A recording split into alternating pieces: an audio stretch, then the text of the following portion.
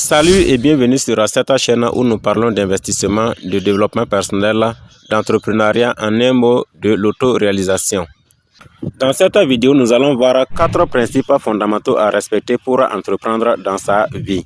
Et nous allons voir ces principes juste après l'intro.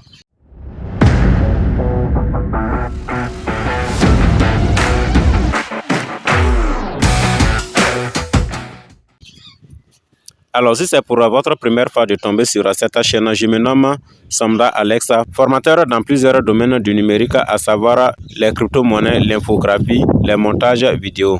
Alors, dans cette vidéo, nous allons voir 4 principes à respecter pour entreprendre dans sa vie. D'abord, qu'est-ce que c'est que entreprendre? Pour moi, entreprendre, c'est mener une démarche productive pour atteindre un but donné.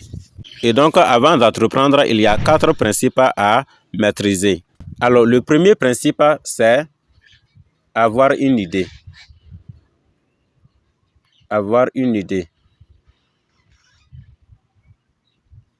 Alors, comment avoir une idée? Pour avoir une idée, l'une des méthodes très simples et efficaces qu'on peut adopter, c'est de chercher un coin, rester dans le calme, sans rien à faire, c'est-à-dire sans toucher à son téléphone, sans suivre de la télévision, sans écouter de la radio, sans rien à faire, et on reste dans ce calme pendant un bout de temps. Et on va se rendre compte en ce moment que plusieurs idées seront nées en soi, voilà, et on pourra maintenant faire un choix sur l'ensemble de ces idées-là. Alors, l'importance de rester dans le calme pour avoir les idées et faire un choix sur ces idées est que cela vous permet en fait d'avoir une idée qui est en harmonie avec votre intelligence infinie, votre subconscient et votre âme. Le deuxième principe à respecter, c'est avoir des compétences en lien avec l'idée. Compétences.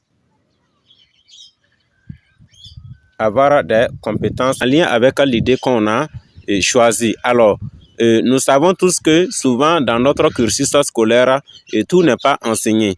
Et de ce fait, si vous voulez entreprendre et que après s'être resté dans le calme, avoir votre idée, il se peut que l'idée que vous avez eue, parce que les idées peuvent être diverses, voilà, à supposer par exemple l'agriculture, l'infographie, montage vidéo. Si par exemple vous avez opté pour l'élevage, alors que vous savez qu'au cours de votre cursus scolaire, on ne nous a pas appris comment faire par exemple de l'élevage, alors il va falloir chercher à acquérir des connaissances extérieures pour venir maintenant exécuter en fait votre idée. Et comme guide, si vous n'avez pas par exemple des moyens pour acquérir ces compétences, c'est-à-dire pour vous faire former, au moins ça, si vous avez un appareil Android, voilà, où vous avez de la connexion, il suffit d'aller simplement en fait sur YouTube et vous allez trouver pas mal d'informations sur l'idée que vous avez choisie, parce que peu importe l'idée que vous allez choisir ou peu importe l'idée que vous allez adopter, et il y aura toujours des informations là-dessus. Donc, si vous partez par exemple sur YouTube ou même sur Google, d'abord, vous allez avoir des prérequis. Et même sur YouTube, vous avez de la chance de tomber sur des formations pratiques que des gens ont déjà animées sur leur chaîne. Et voilà, vous allez vous mettre à assimiler ces connaissances-là peu à peu pour acquérir le maximum de compétences. Après, maintenant, peut-être si vous avez les moyens, vous pourrez aller vous former, ajouter. Mais en attendant, avec déjà ces compétences acquises à travers YouTube, vous pourrez déjà commencer à vous lancer en fait dans votre idée. Alors, le troisième principe à respecter, c'est avoir un plan. Avoir un plan. Alors, quelle est l'importance d'avoir un plan? Alors, l'importance du plan est que vous allez d'abord vous fixer un objectif. Vous allez définir les différentes tâches à mener. Vous allez définir également tout ce qu'il vous faut pour atteindre en fait votre objectif.